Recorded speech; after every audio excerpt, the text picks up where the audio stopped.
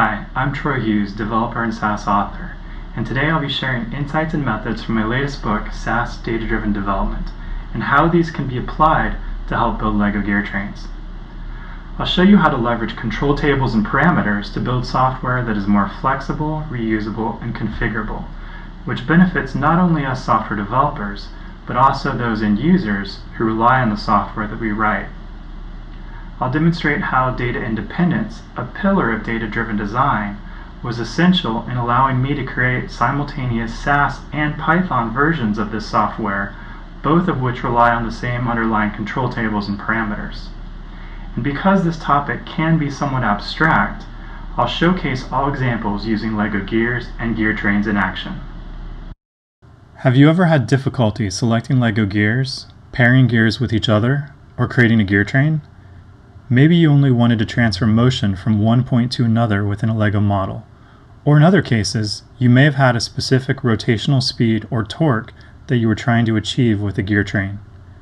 In this video, I'll be introducing many LEGO gears and demonstrating some best practices for gear selection to ensure you build the perfect simple gear train every time.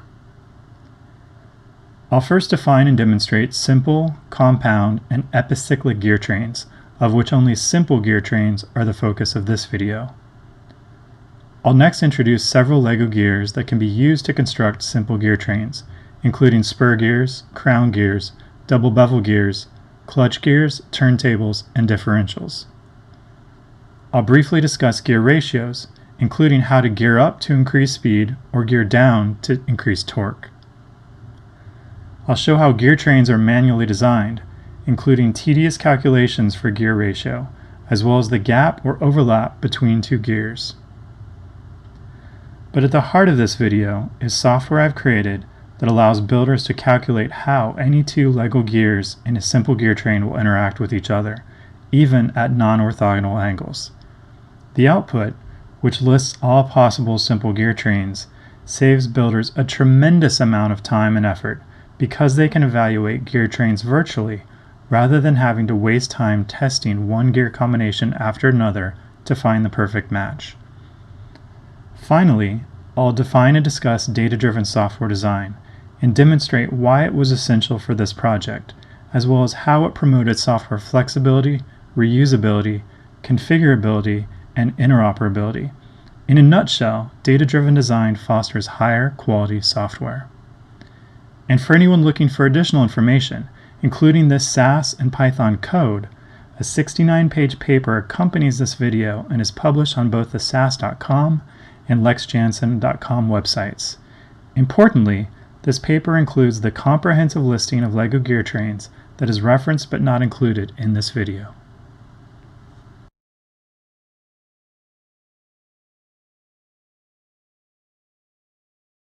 Gear trains transfer motion and power from one gear to another. In some cases, this transfer of power is the only objective. You have a gear turning in one location, and you need that gear to supply power elsewhere, or possibly to apply that power in a new direction or even a new plane. Gear trains can additionally be used to increase gear speed or torque, which are inversely proportional to each other. But first, some basic gear nomenclature is required to distinguish driver, driven, and idle gears. The driver gear transfers power and is closest to the motor or power source.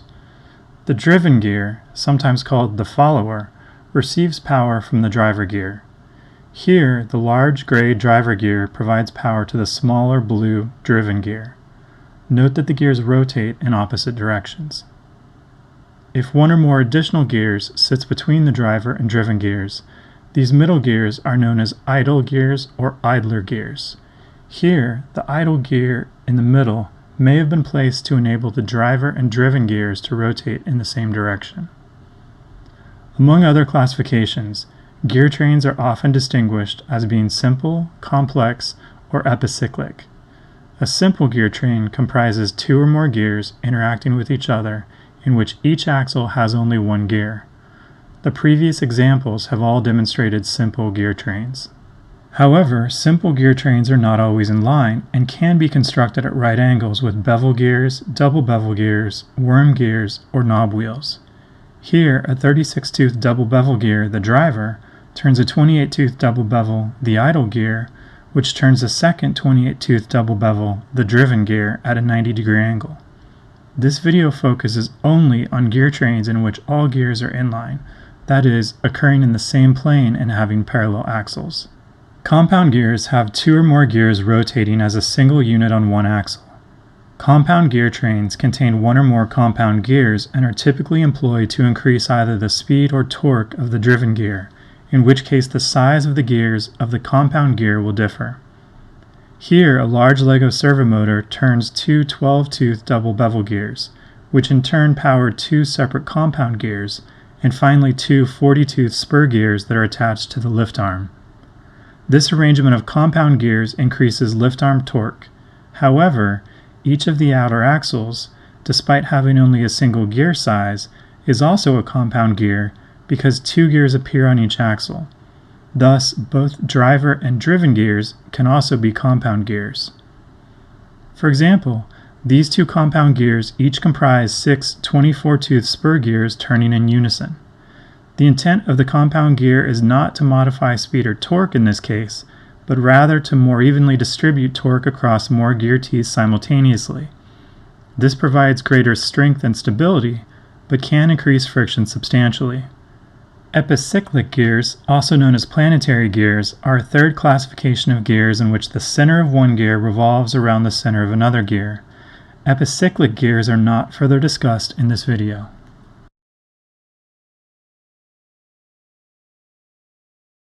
Gear ratio is the ratio of the number of teeth on the driven gear to the number of teeth on the driver gear. It can also be calculated as the ratio of the diameter of the driven gear to the diameter of the driver gear. In this simple gear train, a 40-tooth driver gear powers an 8-tooth driven gear, so the gear ratio is 8:40, which reduces to 1:5. In other words, the 8-tooth gear will make 5 revolutions, while the 40-tooth gear makes only 1. So the small gear will be turning 5 times faster than the larger gear. Anytime a larger gear powers a smaller gear, the gear ratio will be less than 1, which represents gearing up, in which the speed of the driven gear is faster than the speed of the driver gear. As this speed increases, the available torque inversely decreases. If a simple gear train cannot produce the required speed, a compound gear train can be utilized. For example, the largest and smallest Lego spur gears are 40 and 8 teeth, as shown here, so the simple gear train can only increase the driven gear speed by 500%. The Lego EV3 large servo motor has a maximum speed of approximately 210 RPMs, so a simple gear train with a 1:5 gear ratio can reach a maximum speed of approximately 1050 RPMs. So, if your Lego model requires 5000 RPMs, a compound gear train can achieve this. Here, the first axle turns at 200 RPMs, the second axle, a compound gear, at 1000 RPMs, and the third axle, a second compound gear, at the required 5000 RPMs. This clip shows the progression from 1250 to 2500 to 3750 to 5000 RPMs.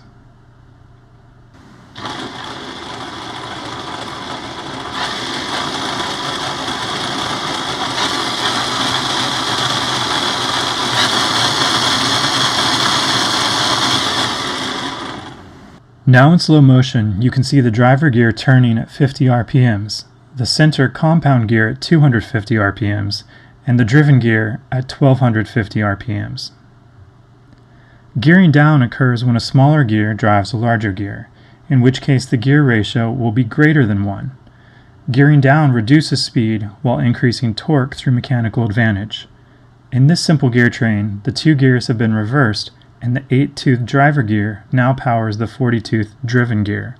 This produces a gear ratio of 5:1 and a mechanical advantage of 5. In other words, the driver gear will turn 5 times faster than the driven gear, but the driven gear will have approximately 5 times more torque and the ability to rotate, lift, or otherwise move greater mass than the driver gear. If sufficient torque cannot be achieved through a simple gear train, a compound gear train can be utilized. This compound gear train has a gear ratio of 28:12, 40:5, and 40:5, so the cumulative gear ratio is 58 1/3 to 1. Note that as speed and torque are inversely proportional, the 40-tooth compound gear connected to the lift arm moves exceedingly slow as compared to the driver gear on the servo motor. This is the cost of torque, and why LEGO models that move heavy loads are often shown as time-lapse videos, because they take forever to complete their tasks. A touch sensor in this model is activated when the lift arm reaches the horizontal plane, at which point the servo motor pauses for a second, after which it reverses direction to raise the lift arm. However, because excessive torque can damage gears or dislodge models, your design always should accommodate for the anticipated increased torque. For example, I've now disconnected the touch sensor so the EV3 brick won't know when the lift arm is horizontal. Rather than pausing and reversing, the servo motor now continues, forcing the crane from its perch and stripping a couple 8-tooth spur gears in the process. Runaway torque such as this should be avoided because it can damage LEGO gears and worse, LEGO servo motors.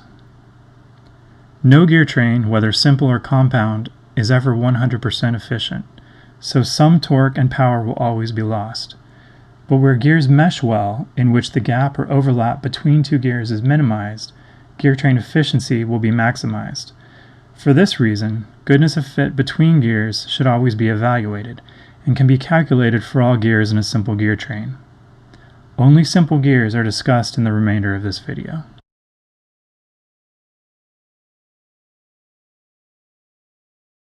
Designing a simple gear train begins with a selection of gears that will mesh well with each other.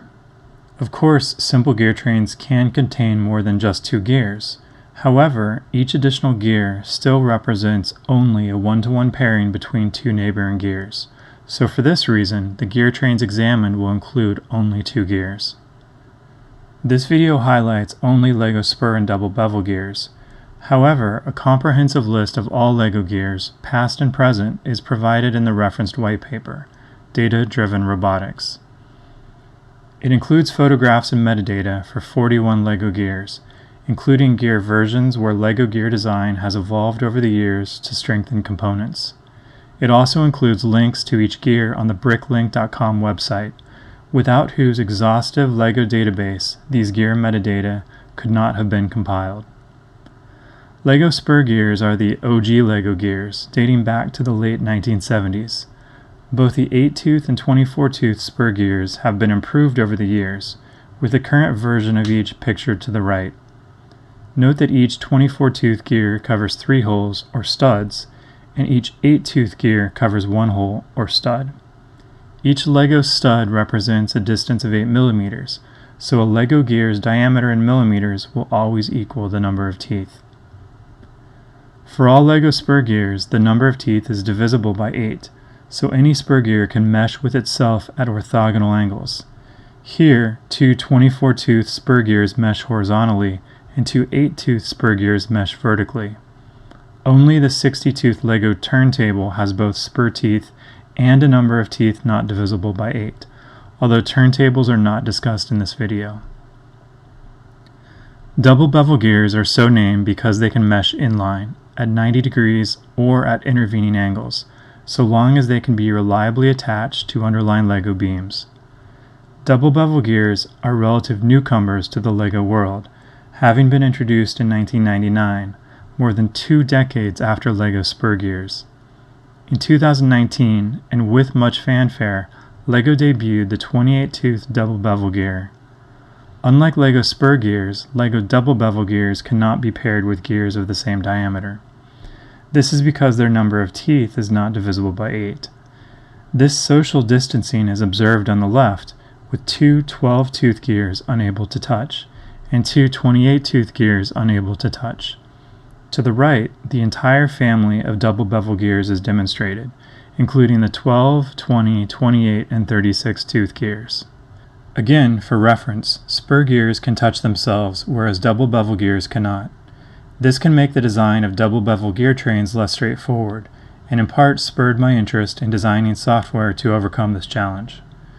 Designing gear trains at non-orthogonal angles, in which the angle between gear axles is not in line with or 90 degrees to the underlying Lego beam, can often yield uncommon yet useful gear pairings.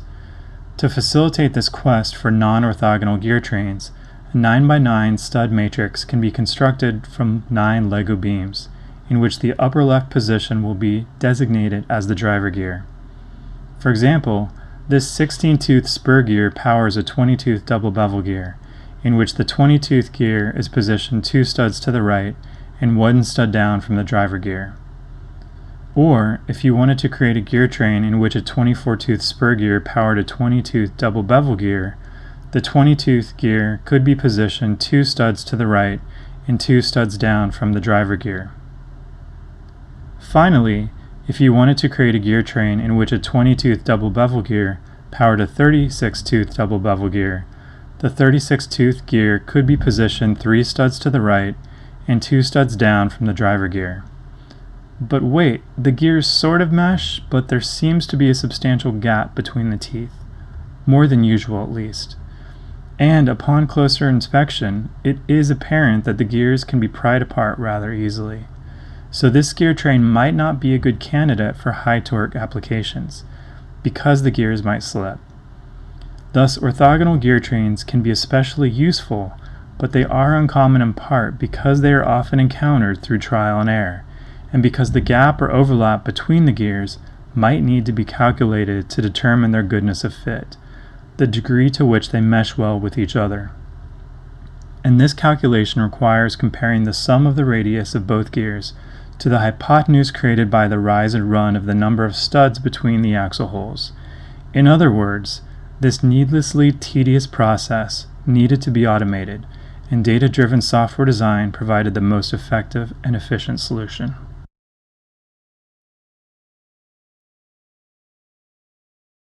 Data-driven design can be defined as software design in which the control logic, program flow, business rules, data models, data mappings, and other dynamic and configurable elements are abstracted to control data that are interpreted by rather than contained within code. Data-driven design is contrasted with less favorable hard-coded or concrete software design, in which changes to software functionality require modification of the code itself. In the next few minutes, I'll demonstrate how data-driven design underpins Lego gear train analysis in the software. For example, the table of gear attributes is the primary source of control data in this software. All calculations for gear pairing goodness of fit are derived from this table. This design facilitates software flexibility and configurability because end users can maintain their own individualized tables of gears. One Lego builder lacking some gears might choose to remove specific records from the table so that only available gears would be evaluated by the software. Yet another user, a savvy engineer with a 3D printer, could design and cast non-standard gears that were compatible with Lego gears, and could include these customized gears in gear train evaluation by adding them to the control table. Neither modification requires any update to the code, only to the control data. And this is the beauty of data-driven design. A second control table comprises pairs of comma-delimited XY coordinates that reference Lego studs, the holes into which Lego axles could be positioned for use in gear trains. XY coordinates are expressed in millimeters from the source of some starting position, such as the upper left stud. This table shows the 9x9 matrix of Lego beams previously demonstrated. The gear train software also defines and utilizes several parameters, another type of control data and hallmark of data-driven design. For example, the fuzz parameter allows the user to specify the acceptable gap or overlap in millimeters that will be tolerated in theoretical gear trains, thus eliminating results that lack goodness of fit. A final facet of data-driven design worth mentioning here is data independence, which promotes software interoperability. Because the gear attributes and XY coordinates are maintained in separate control tables and not as hard-coded logic within program files, these control tables can be leveraged by other software applications and programming languages, such as the equivalent Python demonstrated here. The parameters are also identical in both the SAS and Python instances of the software, allowing one set of program documentation to suffice for both software applications.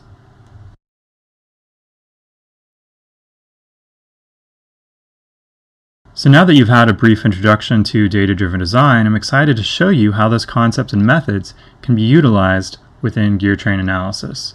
So the first thing I've done here is open up the PDF. Again, this is located on both the SAS.com and LexJansen.com websites. You can see a number of gears that are pictured here, but more important than the pictures are the metadata behind them.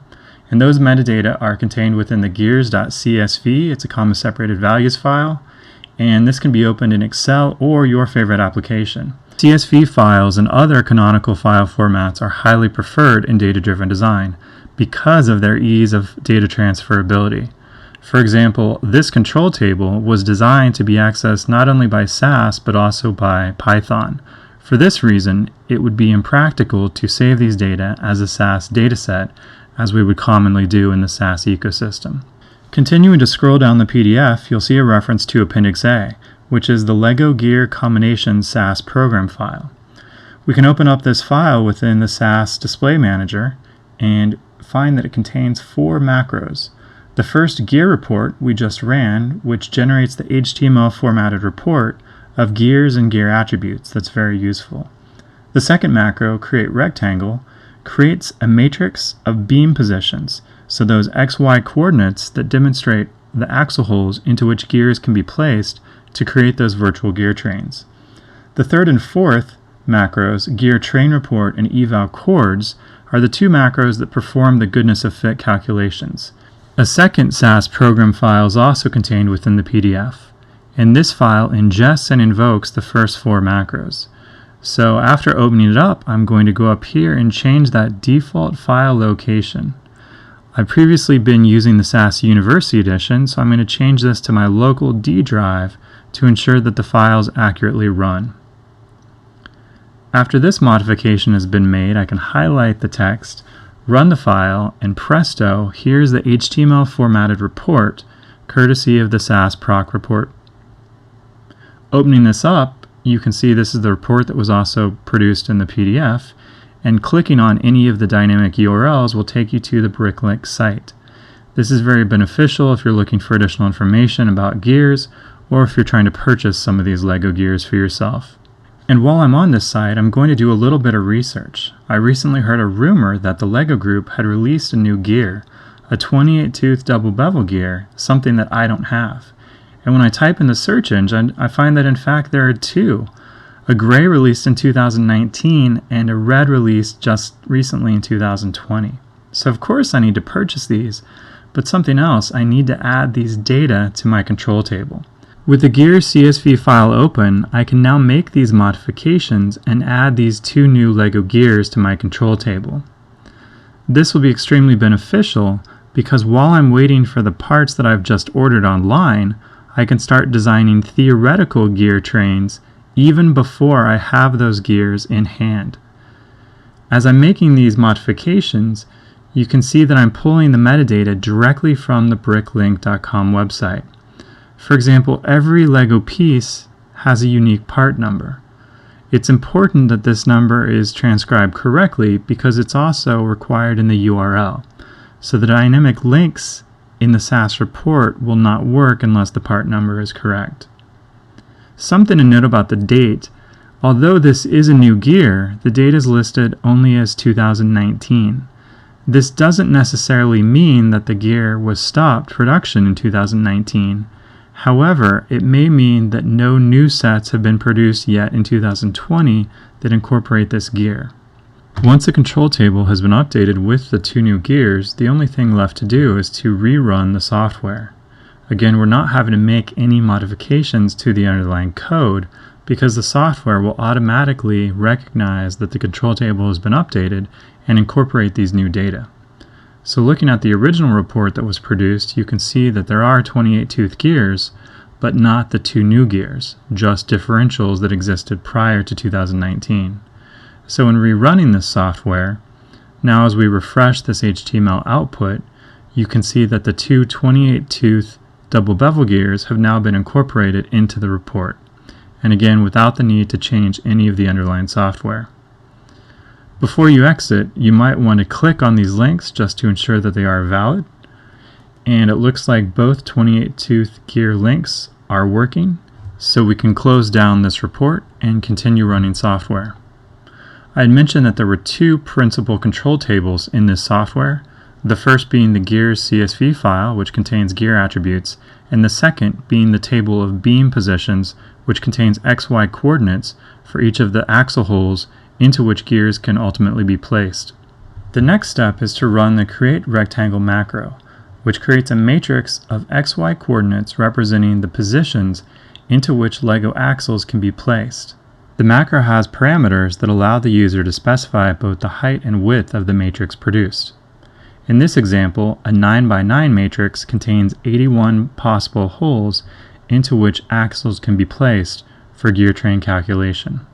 With the gears control table now updated and the 9x9 matrix of axle hole positions created, the next step is to calculate theoretical gear trains. The eval chords macro has a number of parameters as listed in the accompanying white paper. For example, setting verbosity equal to verbose specifies that each gear will be listed uniquely in the output. If verbosity instead is set to brief, then each gear will be aggregated into groups based on the number of teeth. And as mentioned previously, setting the fuzz parameter to 1 specifies that any gap or overlap will be less than 1 millimeter. With verbose on, gears are listed not only by the number of teeth, but also by the type of gear, the type of axle, and if relevant, a version number. For example, 24-tooth gears comprise spur gears, crown gears, and a differential gear. More concise output can be achieved by changing the verbosity parameter to brief. Note that in this data-driven design paradigm, only the parameter must be changed, not any of the underlying code that rests within the SAS macro. Note that in the updated results, only one 24-tooth gear is now listed, irrespective of the type of gear, type of axle, or version if it exists. In general, using the brief setting is preferred because it creates much more readable output. To conclude, let's revisit the 3 gear trains we created manually and demonstrate how a programmatic data-driven approach is much more efficient. The first gear train was a 16-tooth spur gear powering a 20-tooth double bevel gear. It turns out, according to this HTML formatted output report, that this had a 0.111 mm overlap and a 1.25 to 1 gear ratio. The second gear train was a 24-tooth spur gear powering a 20-tooth double bevel gear. This had a 0.627 mm gap and a 1 to 1.2 gear ratio. Finally, there was that infamous third gear train that really didn't fit because of the gap. This was a 20-tooth double bevel gear powering a 36-tooth bevel gear, and this had a 0.844 mm gap and a 1.8 to 1 gear ratio. And because we now know that a gear train with this substantial a gap is unacceptable, we can modify the fuzz parameter from 1 mm to 0.8 mm, run the software, and produce more optimized output for further gear train evaluation. All without modifying code thanks to data-driven design.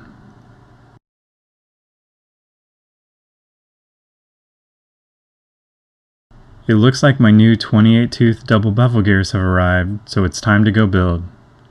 Of note, a friend recently asked, how long did it take to put together this presentation? To which I replied, I've been working on it since the 3rd grade, when in fact I gave a talk at a local science fair entitled Gears in Action, showcasing LEGO gear trains. I hope you've enjoyed this foray into LEGO robotics and gear train analysis, facilitated by data-driven design, and thank you for watching.